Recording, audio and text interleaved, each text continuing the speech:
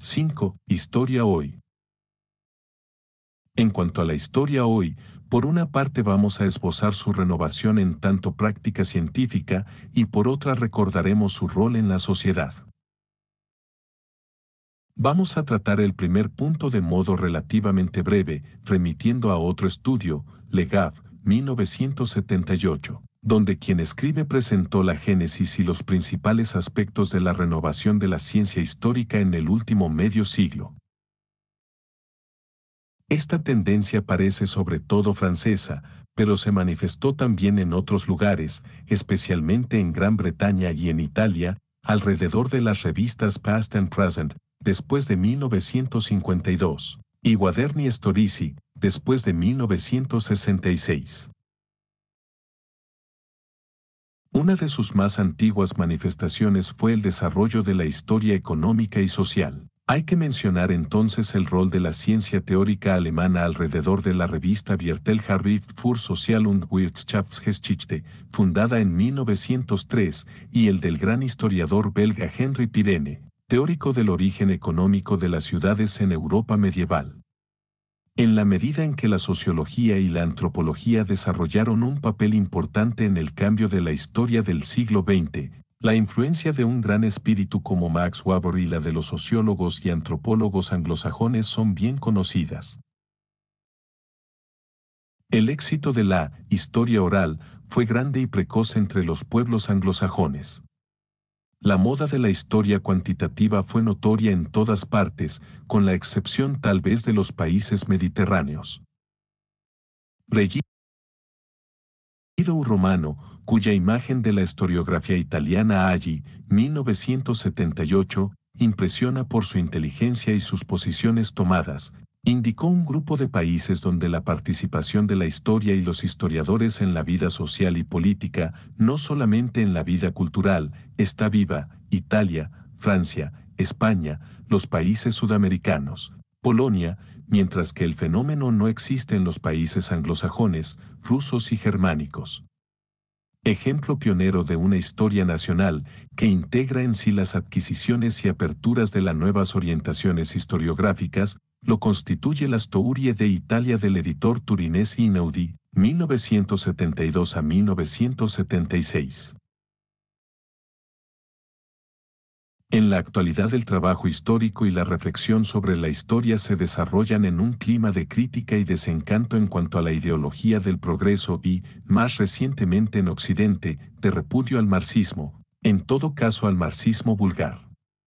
Toda una producción sin valor científico, que pudo ilusionar bajo la presión de la moda y de cierto terrorismo político-intelectual, perdió todo crédito. A la inversa, y en las mismas condiciones, hay que señalar que florece una pseudohistoria antimarxista que parece haber asumido como bandera el tema agotado de lo irracional. Dado que el marxismo, con excepción de Max Weber, fue el único pensamiento coherente de la historia en el siglo XX, es importante ver lo que se produjo a la luz del desapego de la teoría marxista y la renovación de las prácticas históricas de Occidente, iniciadas hace rato, no contra el marxismo sino fuera de él, aun cuando pensemos con Michel Foucault que algunos problemas capitales para el historiador no pueden plantearse sino a partir del marxismo. En Occidente hay historiadores de valor que se esfuerzan por demostrar que no solo el marxismo podía llegar a una buena convivencia con la nueva historia, sino que está cerca de ella por su consideración de las estructuras, por su concepción de una historia total y su interés por el campo de la técnica y las actividades materiales. Pierre Vilar, 1973, y Gabois, 1978, auguraron que la renovación pasaría a través de ciertos regresos a las fuentes. Algunas obras colectivas como Hortu y el Histoire, Hinke y Casanova, 1974, y Ethnologie et Histoire, Ethnologie, 1975, publicadas en París por Editions Sociales, manifiestan un deseo de apertura. Una interesante serie de textos publicados hace unos años por historiadores marxistas italianos, Secchi, 1974, mostró la vitalidad y la evolución de esta investigación. Una obra como Le Feudalisme, un Géraïsen théorique de Alain Guerreau, 1980, manifiesta a pesar de sus excesos la existencia de un pensamiento marxista fuerte y nuevo. En Occidente se conoce mal la producción histórica de los países del Este. Con excepción de Polonia y Hungría, lo que se conoce no es alentador. Tal vez haya corrientes y trabajos interesantes en Alemania del Este. Ya señalamos a algunos historiadores del pasado como los antecesores de la nueva historia, por su gusto por la investigación de las causas, su curiosidad en cuanto a las civilizaciones, su interés por lo material, lo cotidiano, la psicología. Desde la Popeliniere, a finales del siglo XVI, a Michelet, pasando por Fenelon, Montesquieu, Voltaire, Chateaubriand y Guizot, se trata de una impresionante línea hereditaria en la diversidad. Hay que agregar al holandés Huizinga, muerto en 1945, cuya obra maestra, El otoño de la Edad Media, 1919, hizo ingresar en la historia la sensibilidad y la psicología colectivas.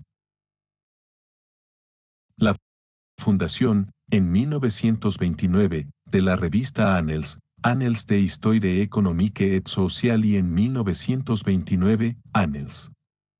Economies, Societies, Civilizations. En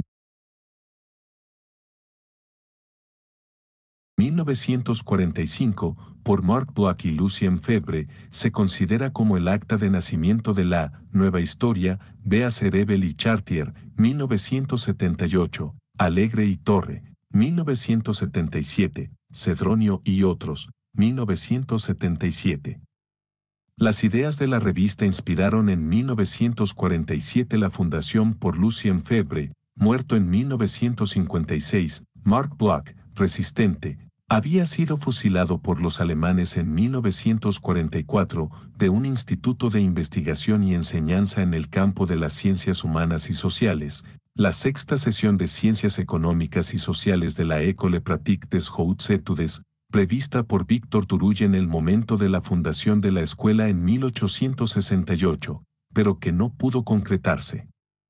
Convertida en 1975 en la École des Hautes Études en Sciences Sociales, este instituto donde la historia tenía un lugar eminente junto a la geografía, la economía, la sociología, la antropología, la psicología, la lingüística y la semiología, aseguró la difusión en Francia y en el exterior de las ideas que habían estado en el origen de los Annals.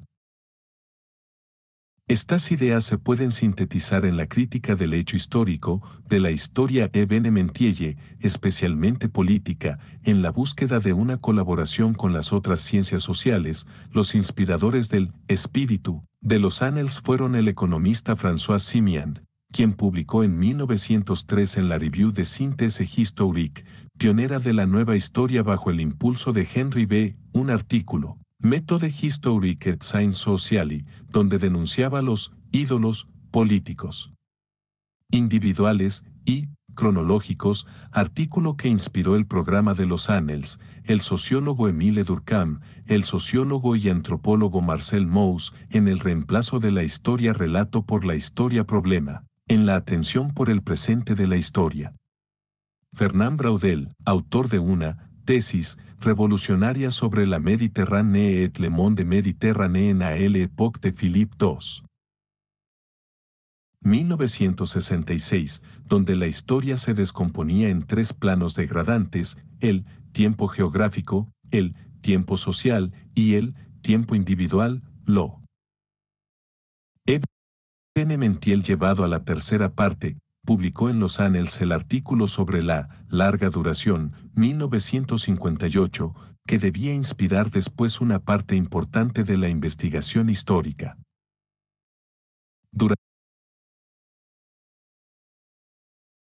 Durante durante los años 70, coloquios y obras, a menudo colectivas, se centraron sobre las nuevas orientaciones de la historia. Un trabajo de conjunto, Legave y Nora, 1974, presentó bajo el título de Faire et l'histoire los nuevos problemas, las nuevas aproximaciones y los nuevos objetivos de la historia.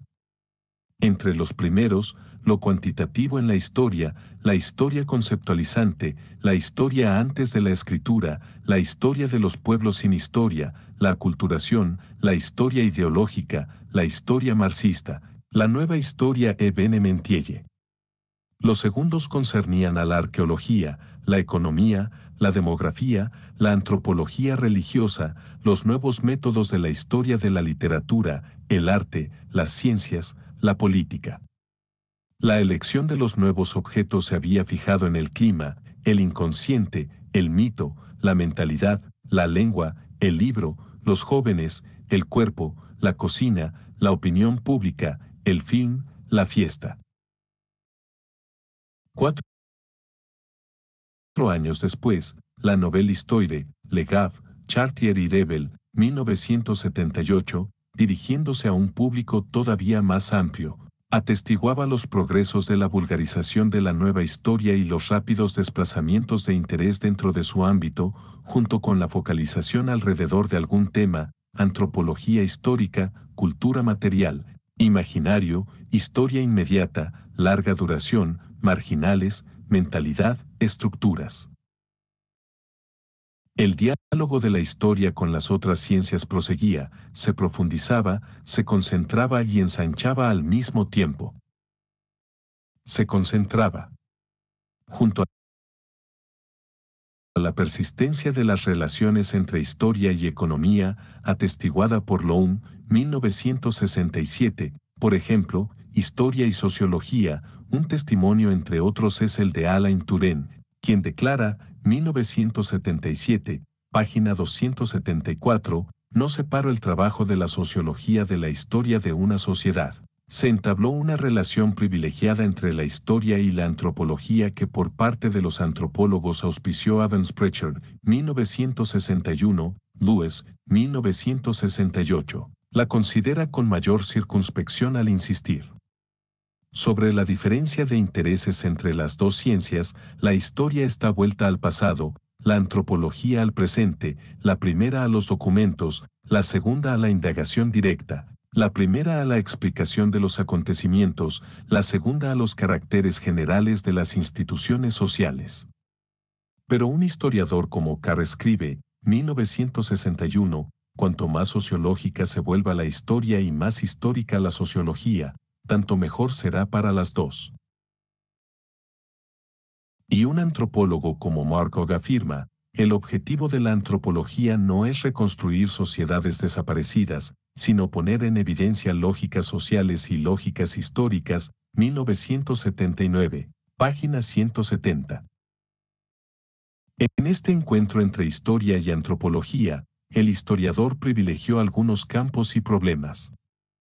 Por ejemplo, el del hombre salvaje y el hombre cotidiano, Furé, 1971b, Legave, 1971, o en una de las relaciones entre cultura docta y cultura popular, B.A.C. Ginsberg, 1976, página 11, en el pasado se podía acusar a los historiadores de querer conocer solo la gesta de los reyes. Por cierto que hoy ya no es así. O aún la historia oral, en cuya abundante literatura cabría elegir el número especial de los Quaderni Storici 1977 dedicado a la Oral History, Fra Antropologia Historiae, que plantea los problemas para las diferentes clases sociales y las diferentes civilizaciones, el librito de Jean-Claude Bouvier y de un equipo de antropólogos, historiadores y lingüistas Tradition orale et identité culturelle. Problemes et métodes. 1980, porque valoriza las relaciones entre oralidad y discurso sobre el pasado, define los etnotextos y un método para recogerlos y utilizarlos. Y por último el informe de Dominique Aron Strapper y Daniele Annette, Histoire orale o archives orales, 1980 sobre la constitución de archivos orales para la historia de la seguridad social, que plantea el problema de las relaciones entre un nuevo tipo de documentación y un nuevo tipo de historia. A partir de estas experiencias, de estos contactos, de estas conquistas, ciertos historiadores, entre ellos quien escribe, auspician que se constituya una nueva disciplina histórica estrechamente vinculada con la antropología histórica. En el suplemento de 1980, la Encyclopedia Universalis dedica un largo artículo a la antropología histórica, Burgiere, 1980. Allí, el autor muestra que esta nueva etiqueta nacida del encuentro entre la etnología y la historia es de hecho más un redescubrimiento que un fenómeno radicalmente nuevo. Se ubica en la tradición de una concepción de la historia cuyo padre es sin duda Heródoto, y que la tradición francesa se expresa en el siglo XVI con Pasquier, la Popeliniere o Boudin en el siglo XVIII. Con las obras históricas más importantes del Iluminismo, y que domina la historiografía romántica. Es, más analítica, dedicada a rastrear el itinerario y los progresos de la civilización, se interesa por los destinos colectivos antes que por los individuos, por la evolución de las sociedades antes que por la de las instituciones, por las costumbres antes que por los acontecimientos, frente a otra concepción, más narrativa, más cercana a los lugares del poder político, la que va de los grandes cronistas medievales a los eruditos del siglo XVII y a la historia evenementielle y positivista que triunfa a fines del siglo XIX. Es un ensanchamiento del campo de la historia en el espíritu de los fundadores de los Annales, en la intersección de los tres ejes principales que Marc Bloch y Lucien Favre distinguían para los historiadores: la historia económica y social, la historia de las mentalidades, las investigaciones interdisciplinarias. Su modelo son Les Rois Thaumaturges de Marc Bloch, 1924. Uno de sus resultados es la obra de Fernand Braudel Civilisation Materielle et Capitalisme, donde el historiador describe la manera como los grandes equilibrios económicos, los circuitos de intercambio, creaban y modificaban la trama de la vida biológica y social, el modo como por ejemplo el gusto se habituaba a un producto alimenticio nuevo, Burgiere, 1980, página 159. André Burgiere toma como ejemplo de un campo que la antropología histórica trata de conquistar, el de una historia del cuerpo, sobre la cual el historiador alemán Norbert Elias, en un libro anterior a la guerra, 1939, cuya repercusión se remonta a los años 70, ofreció una hipótesis que explica la evolución de las relaciones con el cuerpo en la civilización europea. El ocultamiento y la puesta a distancia del cuerpo traducían al nivel del individuo la tendencia al remodelamiento del cuerpo social impuesta por los estados burocráticos. En el mismo proceso entraban la separación de las clases de edad, la marginación de los desviados, la segregación de los pobres y los locos, así como el declinar de las solidaridades locales. Burgiere, 1980, página 159. Los cuatro ejemplos que elige Burgiere para ilustrar la antropología histórica son: 1. La historia de la alimentación, que se ocupa de descubrir, estudiar y, si hace falta, cuantificar todo lo que se refiere a esta función biológica esencial para el mantenimiento de la vida, que es la nutrición. 2. La historia de la sexualidad y la familia, que hizo entrar la demografía histórica en una era mediante la utilización de fuentes sólidas, los registros parroquiales, y una problemática que tiene en cuenta las mentalidades, por ejemplo las actitudes ante la anticoncepción. 3. La historia de la infancia, que muestra cómo las actitudes ante el niño no se reducen a un hipotético amor de los padres, sino que dependen de condiciones culturales complejas. Por ejemplo, en la Edad Media no existe una especificidad del niño. 4. La historia de la muerte, que ha resultado el campo más fecundo de la historia de las mentalidades. De esta manera, el diálogo entre la historia y las ciencias sociales tiende a privilegiar las relaciones entre la historia y la antropología, aun cuando en opinión de quien escribe la antropología histórica incluya también a la sociología. Sin embargo, la historia tiende a salir de su territorio de modo todavía más audaz dirigiéndose a las ciencias de la naturaleza, véase Leroy Ladurie, 1967, como también hacia las ciencias de la vida, especialmente la biología. Está ante todo el deseo de los científicos de hacer la historia de su ciencia, pero no una historia cualquiera. Esto escribe un gran biólogo, el Premio Nobel François Jacob, 1970, para un biólogo hay dos modos de considerar la historia de la ciencia. Se puede considerar en primer lugar la sucesión de las ideas y su genealogía, entonces se busca el hilo conductor que orientó el pensamiento hasta las teorías actuales. Este tipo de historia se hace, por así decirlo, hacia atrás, extrapolando el presente en dirección al pasado. Paso a paso, se analiza la hipótesis que precedió a la hoy dominante, después la que a su vez la precedió y así sucesivamente. De este modo, las ideas cobran independencia, asistimos entonces a una especie de evolución de las ideas, sujetas de vez en cuando a una suerte de selección natural fundada sobre una suerte de evolución de las ideas, sobre un criterio de interpretación teórica, y por consiguiente reutilización práctica, otras veces la sola teleología de la razón. Pero hay otro modo de considerar la historia de la biología que consiste en investigar cómo los objetos de esta ciencia se han vuelto accesibles al análisis y cómo se abrieron campos nuevos de investigación.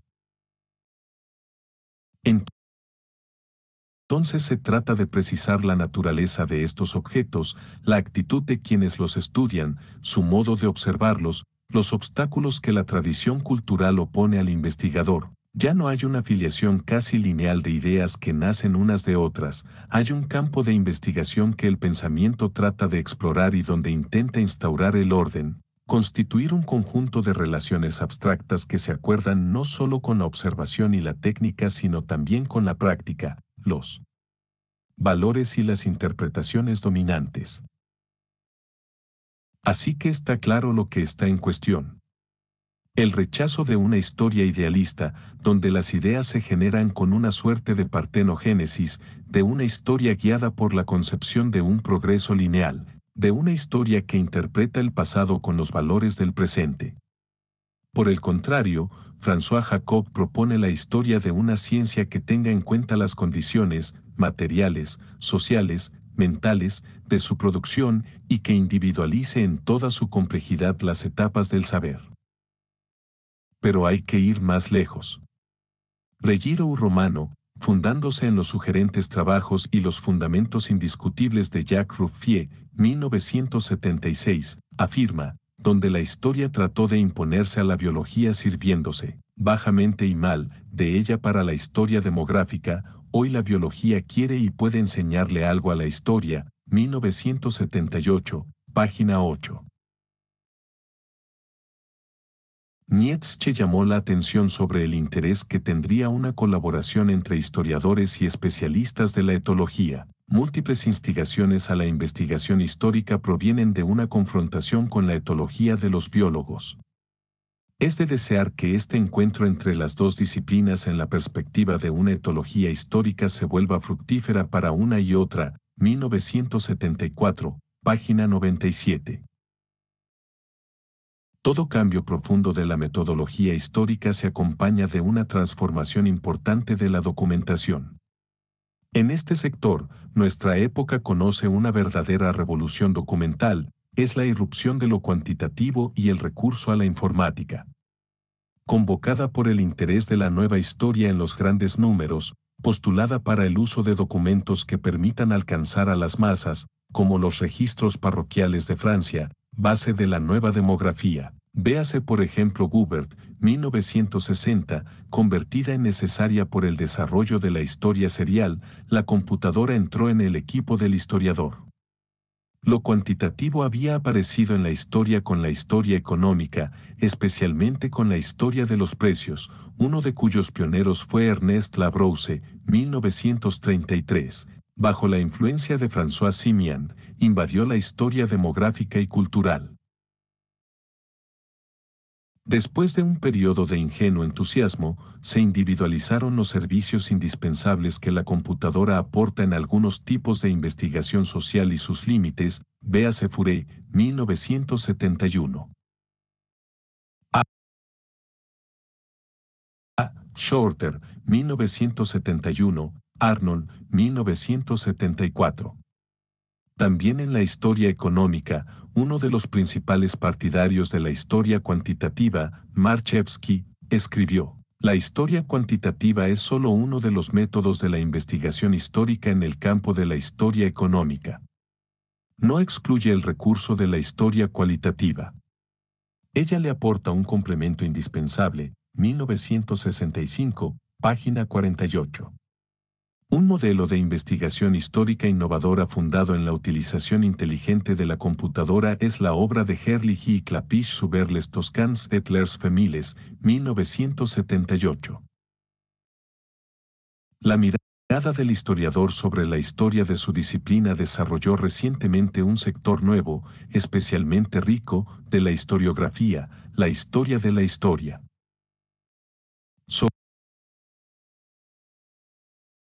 Sobre la historia de la historia, el filósofo e historiador polaco Krzysztof Pomian lanzó una mirada especialmente aguda. Recordó en qué condiciones históricas nació esta historia a fines del siglo XIX, sobre la crítica del reino de la historia. Filósofos, sociólogos y también historiadores se pusieron a demostrar que la objetividad, los hechos dados de una vez por todas, las leyes del desarrollo, el progreso, todas nociones que hasta ese momento se consideraban obvias y que fundaban las pretensiones científicas de la historia, no eran más que ilusiones. Los historiadores fueron señalados en la mejor de las hipótesis como ingenuos, cegados por las ilusiones que ellos mismos habían generado, y en la peor, como charlatanes, 1975, página 936.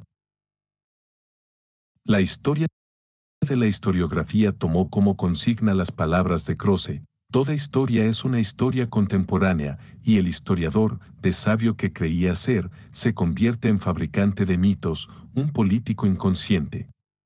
Pero, añade Pomian, esta puesta en cuestión concierne solo a la historia, sino a toda la ciencia y especialmente a su núcleo, la física, y videm.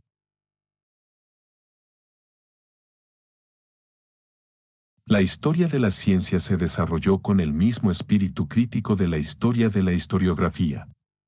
Para Pomian este tipo de historia está hoy superado porque olvida el aspecto cognitivo de la historia y de la ciencia en particular, y debiera llegar a ser una ciencia del conjunto de las prácticas del historiador y, más aún, una historia del conocimiento. La historia de la historiografía cumplió su tiempo. Lo que hoy necesitamos es una historia de la historia que debiera colocar en el centro de sus investigaciones la interacción entre el conocimiento, las ideologías, las exigencias de la escritura, en suma, entre los aspectos diversos y por momentos discordantes del trabajo del historiador, y que al hacerlo debiera permitir lanzar un puente entre la historia de las ciencias y la de la filosofía, la literatura, tal vez el arte. O mejor, entre una historia del conocimiento y de los diferentes usos que de él se hacen. Ibidem, página 952. Atestiguan el ensanchamiento del campo de la historia, la creación de nuevas revistas en un marco temático, mientras que el gran movimiento del nacimiento de revistas históricas en el siglo XIX se operó sobre todo en un marco nacional. Es preciso recordar entre las nuevas revistas, 1. Las que se interesan por la historia cuantitativa, por ejemplo Computers and the Humanities, publicada en 1966 por el Queens College de la City University de Nueva York. 2. Las que se refieren a la historia oral y la etnohistoria, entre ellas Oral History. The Journal of the British Oral History Society 1973, Ethnohistory, editada por la Universidad de Arizona desde 1954, los recordados History Workshop británicos. 3. Las que se dedican a la comparación y la interdisciplinariedad, Los Comparative Studies in Society and History norteamericanos, desde 1959, la Information sur les sciences sociales, bilingüe, francés e inglés, publicada por la Maison des Sciences de L'Homme, París, desde 1966. 4. Las que se ocupan de la teoría y la historia de la historia, la más importante de las cuales es la recordada History and Theory, fundada en 1960. Hay un ensanchamiento del horizonte histórico que debe llevar a una conmoción de la ciencia histórica.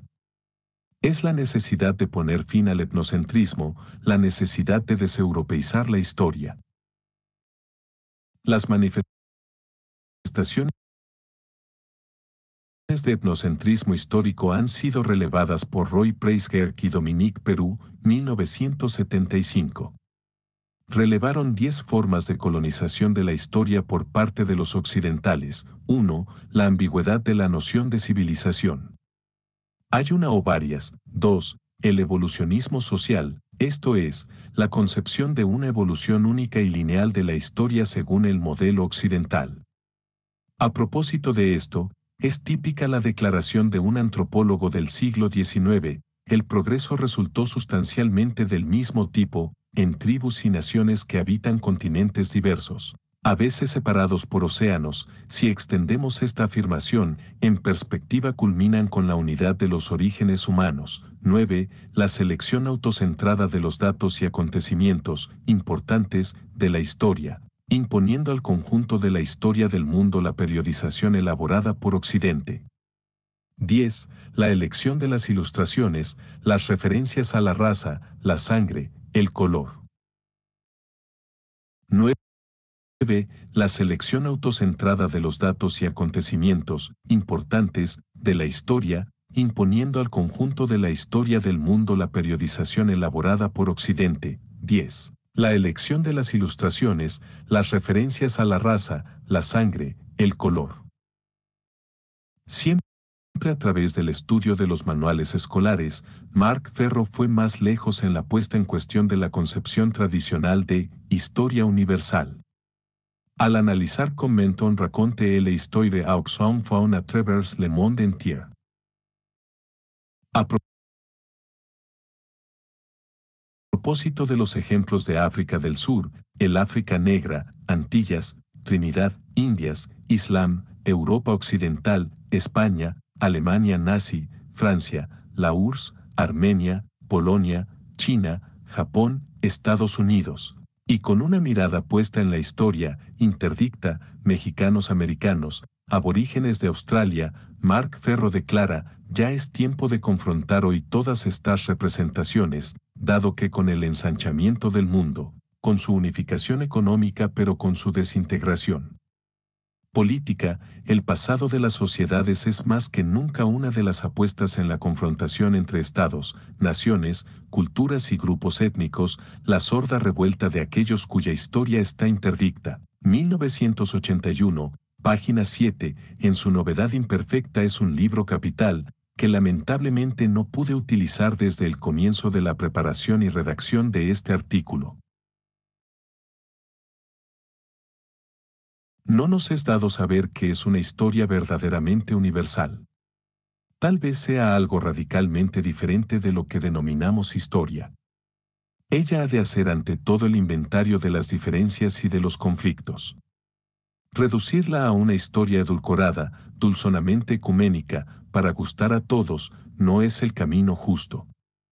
De aquí el semifracaso de los 5 volúmenes de la Histoire du développement scientifique et culturel de l'humanité, publicados por la UNESCO en 1969 y llenos de buenas intenciones.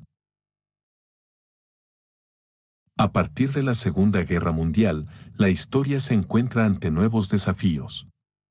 Vamos a considerar 3. El primero es que la historia tiene que responder más que nunca a la demanda de los pueblos, de las naciones, los estados, que la quieren más que maestra de vida, más que espejo de su idiosincrasia, elemento esencial de la identidad individual y colectiva que buscan con angustia, viejos países colonizadores que perdieron su imperio y se encuentran en su pequeño espacio europeo, Gran Bretaña, Francia, Portugal. Viejas naciones que despiertan de la pesadilla nazi y fascista, Alemania, Italia. Países de Europa del Este donde la historia no está de acuerdo con lo que el dominio soviético quisiera hacernos creer. La Unión Soviética atrapada entre la breve historia de su unificación y la larga historia de sus nacionalidades. Estados Unidos que había creído conquistar una historia en el mundo entero y se encuentra vacilando entre el imperialismo y los derechos humanos. Países oprimidos que luchan por su historia como por su vida, América Latina. Países nuevos que buscan a tientas el modo de construir su historia, por ejemplo, en el África Negra, Azor Dobraj, 1967.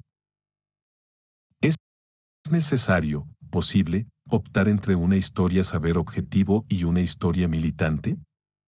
¿Hay que adoptar los esquemas científicos forjados por Occidente o inventarse una metodología histórica junto con una historia?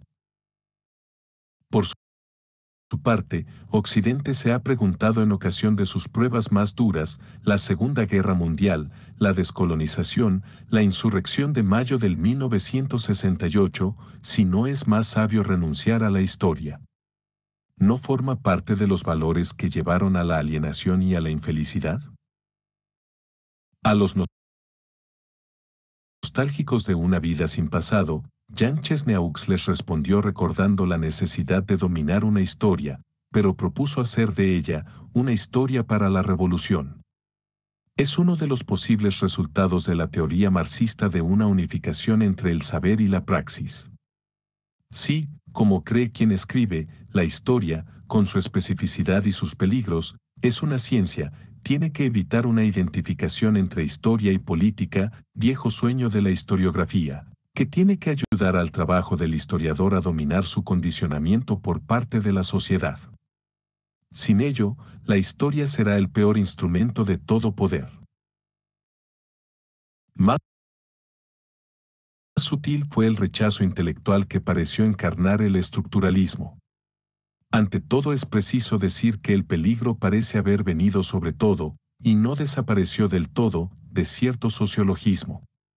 Gordon Leff observó con justeza los ataques de Karl Popper contra lo que llamaba equivocadamente el historicismo en las ciencias sociales parecen haber intimidado a una generación. Conjugándose con la influencia de Talcott Parsons, abandonaron la teoría social, cegaramente al menos en Estados Unidos, a una condición ahistórica, a un nivel tal que parece a menudo no tener relación con la tierra de los hombres, 1969, página 2. Philip Abrams, a 10 años de distancia, parece haber definido bien las relaciones entre la sociología y la historia, 1971, 1972, 1980, al acoger la idea de Runciman, para quien no existe una seria distinción entre historia, sociología y antropología, sino bajo la condición de no reducirlas a puntos de vista limitados, ni a una suerte de psicología, ni a una comunidad de técnicas. Las ciencias sociales, como las demás, no tienen que subordinar sus problemas a las técnicas.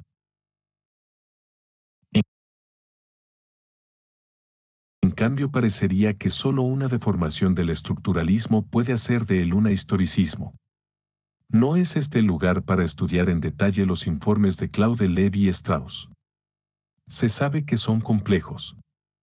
Hay que releer los grandes textos de la antropología estructural, Paidós, 1987, de Pensée Savage, 1962, de Dumiela Oxendres, 1966.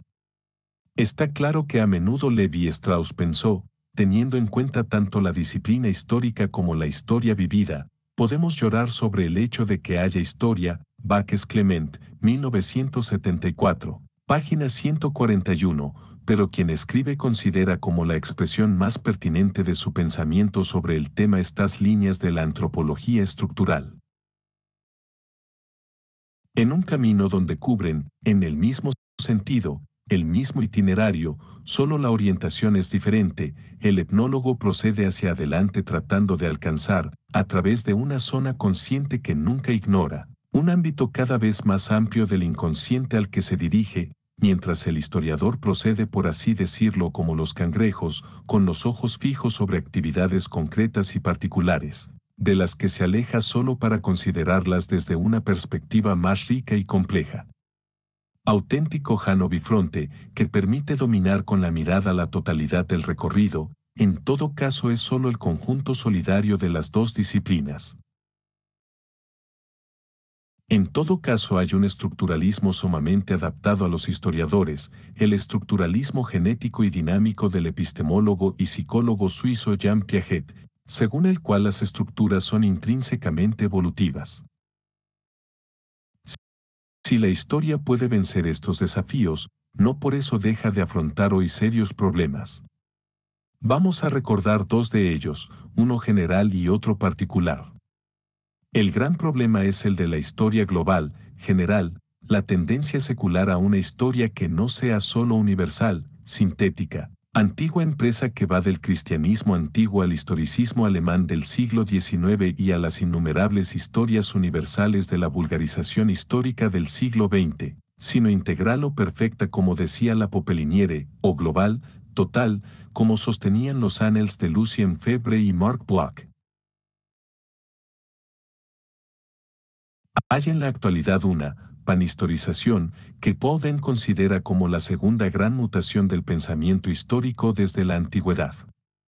Después de una primera mutación que en la antigüedad griega llevó a la historia desde el mito colectivo a la búsqueda de un conocimiento desinteresado de la verdad pura, se opera en la época actual una segunda mutación, porque los historiadores tomaron gradualmente conciencia del hecho de que todo era digno de historia, ninguna tribu, por minúscula que sea, ningún gesto humano, por insignificante que sea en apariencia, es indigno de la curiosidad histórica, 1968, página 424.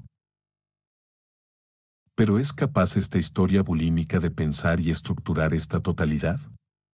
Algunos piensan que ha llegado el tiempo de la historia en partículas, vivimos la desintegración de la historia, escribió Pierre Nora, fundando en 1971 la colección Bibliothèque des Histoires. Habría que hacer historias, no una historia. Lo que piensa quien escribe de la legitimidad y los límites de las múltiples aproximaciones a la historia y del interés de tomar como temas de investigación y de reflexión histórica a objetos globalizantes, faltando la globalidad, fue expuesto antes, véase Legaf y Tubert, 1975. El problema particular es el de la necesidad, sentida por muchos, productores o consumidores de historia, de un regreso a la historia política. Quien escribe cree en esta necesidad, con la condición de que esta nueva historia política se enriquezca con la nueva problemática de la historia, de que sea una antropología histórica, Legaf, 1971b.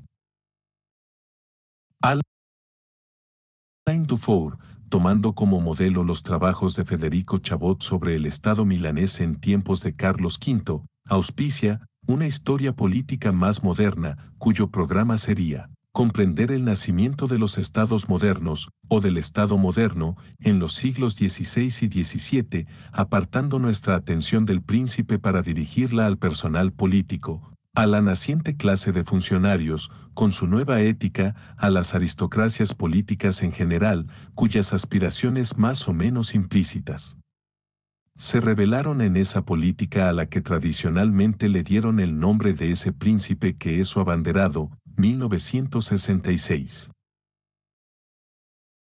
Al encarar el problema de una nueva historia política, se plantea el de lugar a atribuir al acontecimiento en la historia, en el doble sentido del término. Pierre Nora muestra cómo los medios masivos contemporáneos crearon en la historia un acontecimiento nuevo, el regreso del acontecimiento. Pero este nuevo acontecimiento no elude la construcción de la que resulta todo documento histórico. Los problemas que de él derivan son todavía más graves. En un relevante estudio, Eliseo Verón analizó el modo como los medios masivos construyen hoy el acontecimiento. A propósito del accidente en la central nuclear norteamericana de Three Mile Island, marzo, abril de 1979, Verón muestra cómo en este caso que es característico de los acontecimientos tecnológicos cada vez más numerosos e importantes, es difícil construir un acontecimiento de actualidad con bombas, válvulas, turbinas, y sobre todo radiaciones que no se ven. De ahí la obligación para los medios de una transcripción es el discurso didáctico, especialmente por televisión, el encargado de transcribir el lenguaje de los tecnólogos al de la información. Pero el discurso de la información fabricado por los nuevos medios encierra peligros cada vez mayores para la constitución de la memoria, que es una de las bases de la historia.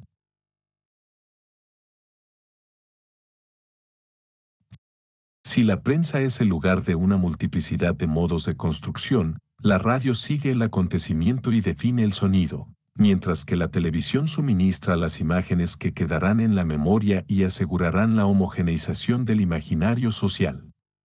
Se descubre que lo que siempre fue en la historia el acontecimiento, tanto desde el punto de vista de la historia vivida y memorizada como el de la historia científica fundada en documentos, entre ellos el acontecimiento como documento ocupa, lo repito, un lugar esencial. Es el producto de una construcción que involucra el destino histórico de las sociedades y la validez de la verdad histórica, fundamento del trabajo del historiador. En la medida en que nuestras decisiones y nuestras luchas cotidianas son sustancialmente determinadas por el discurso de la información, está claro que lo que está en juego es nada menos que el futuro de nuestra sociedad. 1981, página 170. En este marco de desafíos y preguntas, se manifestó recientemente una crisis en el mundo de los historiadores, de la que cabe considerar como expresión ejemplar un debate entre dos historiadores anglosajones, Lawrence Stone y Eric Hobsbawm, publicada en Past and Present. En el ensayo The Revival of Narrative, Lawrence Stone constata un regreso al relato en la historia fundado en el fracaso del modelo determinista de explicación histórica, en la desilusión provocada por la pobreza de los resultados de la historia cuantitativa, en las decepciones surgidas del análisis estructural, en el carácter tradicional, por consiguiente, reaccionario, de la noción de mentalidad. En su conclusión, que es el sumo de ambigüedad de un análisis ambiguo, Stone parece reducir a los nuevos historiadores a operadores de los deslizamientos y los desplazamientos de la historia, de una historia que habría vuelto, desde la determinista, a la historia tradicional. La historia narrativa y la biografía individual parecen dar señales evidentes de resucitar a la vida. 1979, página 23. Eric Hobsbawm le respondió que los métodos, las orientaciones y productos de la historia nueva no constituyen en absoluto una renuncia a los grandes temas, ni un abandono de la búsqueda de las causas de un repliegue sobre el principio de indeterminación, sino que se trata de la continuación de las iniciativas históricas precedentes por otros medios. 1980, página 8. Eric Hobsbawm subrayó justamente que la nueva historia tiene como objetivo primordial ensanchar y profundizar la historia científica. Sin duda se ha encontrado con problemas, con límites, tal vez con compartimentos. Pero sigue extendiendo los campos y los métodos de la historia y, lo que es más importante, Stone no supo ver lo que puede ser verdaderamente nuevo, revolucionario, en las orientaciones actuales de la historia. La crítica del documento, el nuevo modo de considerar el tiempo, las nuevas relaciones entre lo material y lo espiritual, los análisis del fenómeno del poder en todas sus formas, no solo en la estrictamente política. Al mostrar que considera a las nuevas orientaciones de la historia como modas en vías de agotamiento y abandonadas incluso por sus partidarios, Stone no solo se quedó en la superficie del fenómeno, sino que terminó alineándose ambiguamente con quienes quisieran hacer volver a la historia al vibrionismo o al positivismo limitado de un tiempo. El verdadero problema de la crisis es que estos vuelvan a levantar cabeza en el ámbito de los historiadores y alrededor de ellos. Se trata de un problema de sociedad, de un problema histórico en el sentido objetivo del término. Como conclusión de este artículo, una profesión de fe y la constatación de una paradoja. La reivindicación de los historiadores, a pesar de la diversidad de sus concepciones y de sus prácticas, es al mismo tiempo modesta e inmensa.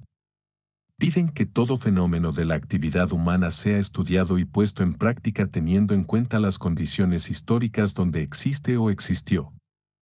Por condiciones históricas se entiende el dar forma cognitiva a la historia concreta, un conocimiento sobre la coherencia científica gracias a la cual hay un consenso suficiente en el ámbito profesional de los historiadores, aun cuando entre ellos hay desacuerdos en cuanto a las consecuencias que de él se extraen. No se trata de modo alguno de explicar el fenómeno en cuestión mediante esas condiciones históricas, de invocar una causalidad histórica pura, y en eso tiene que consistir la modestia del procedimiento histórico.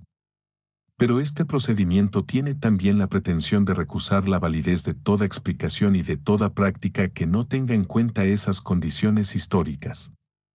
De modo que hay que rechazar toda forma imperialista de historicismo, se presente, o aparente ser, como idealista, positivista o materialista, y en cambio reivindicar con fuerza la necesidad de la presencia del saber histórico en toda actividad científica y en toda praxis.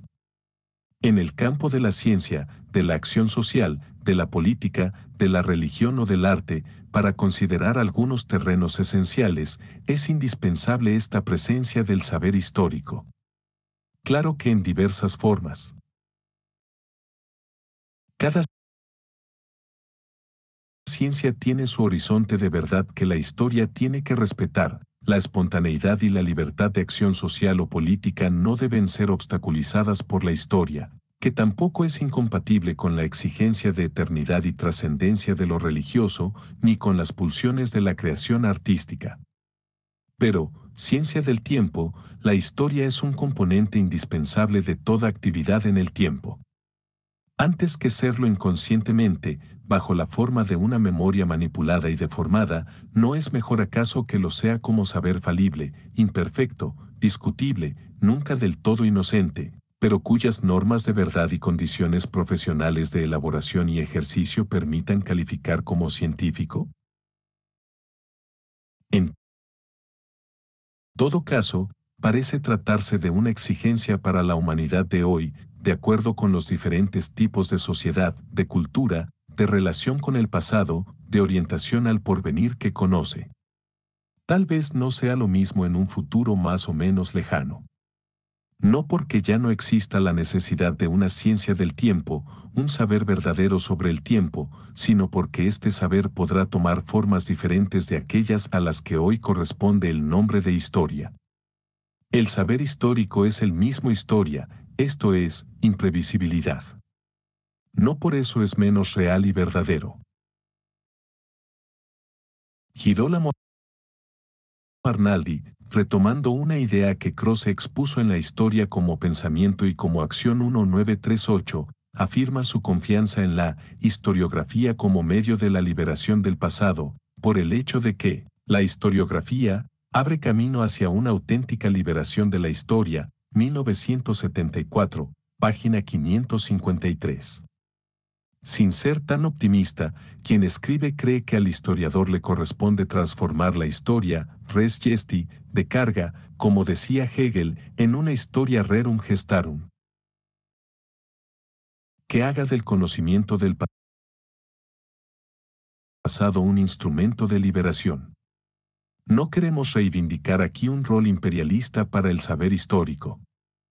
Si se considera indispensable recurrir a la historia en el conjunto de las prácticas del conocimiento humano y la conciencia de las sociedades, también se cree que este saber no debe ser una religión y una dimisión. Hay que rechazar el culto integralista de la historia, Bourdieu, 1979, página 124.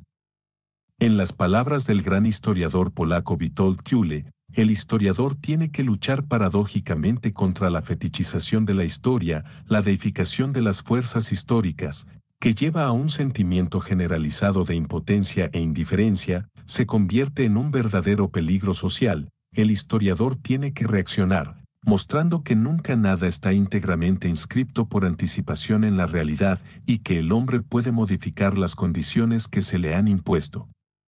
1961, página 173. La paradoja proviene del contraste entre el éxito de la historia en la sociedad y la crisis del mundo de los historiadores.